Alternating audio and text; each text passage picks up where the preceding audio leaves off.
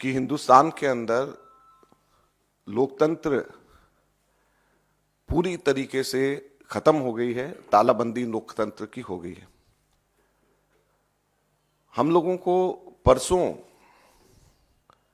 ये जानकारी मिली कि जो चेक हम लोग इशू कर रहे हैं वो बैंक्स उस चेक को ऑनर नहीं कर रहे हैं। उसके ऊपर जब हम लोगों ने आगे छानबीन करी तो हमें बताया गया कि देश की मुख्य ऑपोजिशन पार्टी के सारे अकाउंट्स फ्रीज कर दिए गए हैं। कांग्रेस पार्टी के अकाउंट्स पर तालाबंदी हो गई है। कांग्रेस पार्टी के अकाउंट्स फ्रीज कर दिए गए हैं। हमारे देश में लोकतंत्र पर तालाबंदी हो गई है।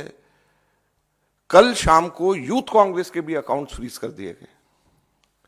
210 करोड़ की रिकवरी इनकम टैक्स डिपार्टमेंट ने यूथ कांग्रेस और कांग्रेस से मांगी। 210 करोड़ की कुल रिकवरी। मजगती आता काँग्रेसीक तांच्या सगळ्या बँक खात्यावरवीं ट्रान्झॅक्शन करूंक मोकळीक मेळ्ळा.